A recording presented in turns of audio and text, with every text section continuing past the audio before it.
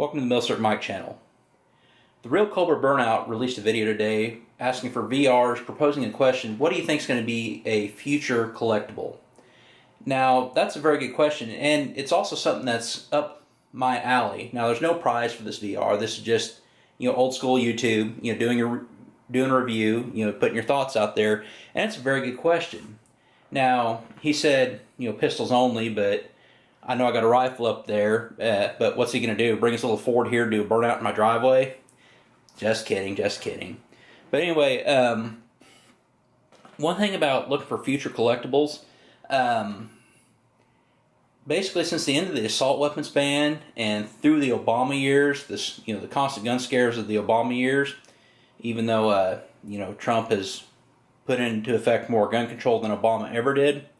But anyway, gun companies have produced so many guns, and we've had such a glut of guns going into the civilian market that it is going to be very hard to find good collectibles from this era. But when you look back to the past, there are some things that you wouldn't think, when you bought them, in the 1970s, you wouldn't think that this is going to be a future collectible. But now a good example of something that's just astronomically expensive are the Colt snake guns. Especially like a Colt Anaconda. A really good example of that will go $4,000, $4,500. So, but the thing about that is that they quit making those. And the thing is, we've already seen it with people buying less guns now because they're less afraid under Trump than they are under Obama, that the gun companies are struggling and FFLs are going out of business left and right now. I mean, I just know in the Kansas City area, we're probably down to maybe a half to two-thirds of the places that I could go for a transfer that I could, 5 years ago. But in that vein, so we got to look for something that's basically at the risk of either being banned or just something that you think may quit getting made. Because if we ever get into a recession, gun companies may, if they don't go out of business, they may prioritize to just building stuff that's popular, and maybe getting away from some of their their off on a tangent guns. So that's kind of why I have my Smith & Wesson 500 here. One, that gun's never going to lose value, but that's something that could in the future you may see less made, or something that they may only come out with every 5 or 10 years. That's a possibility I could see. Another thing is IWI. I mean, the Desert Eagle, especially since I got a pimp gun, titanium gold Desert Eagle. That's something that's kind of a future classic, and actually it's kind of if you get one from the 80s, it might almost be a current classic. Now, I said stuff about possibly being banned. If we ever get another 2008 election, I mean, this country's screwed pretty much. One, I think we're going to go into roving, brownouts, because they're going to really want to kill all the base load coal plants. But two, they will go after, certain ammo and certain guns, and one of their favorites they like to go after is the 5.7 round. So that's why I have my FN57 right here as possible future classic, along with my PS90 rifle, which also shoots the 5.7 round.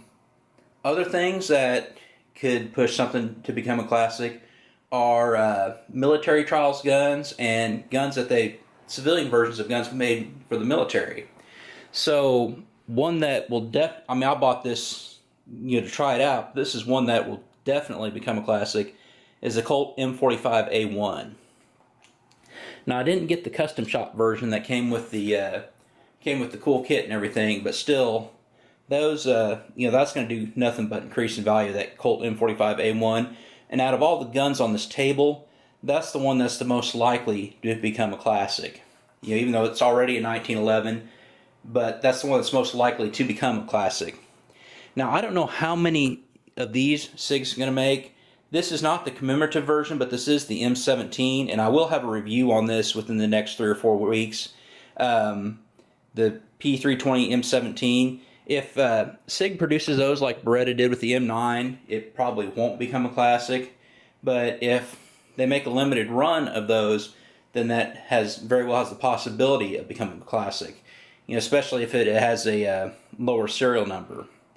Another one that has the potential for becoming a classic, I think, is the Beretta M9A3. I don't see Beretta making this gun for decades to come.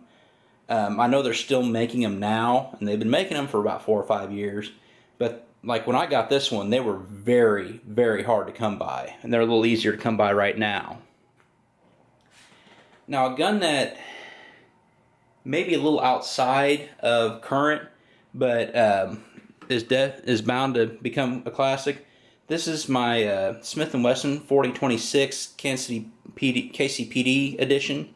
There were only 1,400 of these made, and these can be found for under $500 now. But and they're out there now because I think finally the last ones are just kind of getting released into circulation. But I mean, once they're into collections, they're gonna go up. And I made a video on it, and I have a couple videos featuring this. So this is probably as much as the M45A1. This is another one that's bound to become a classic. And another one, I wish this was the 454 Casull. That would guarantee it becoming classic. But this is just my Ruger Alaskan in a 44 mag. They don't make too many of these, but this is something that has the potential to become a classic.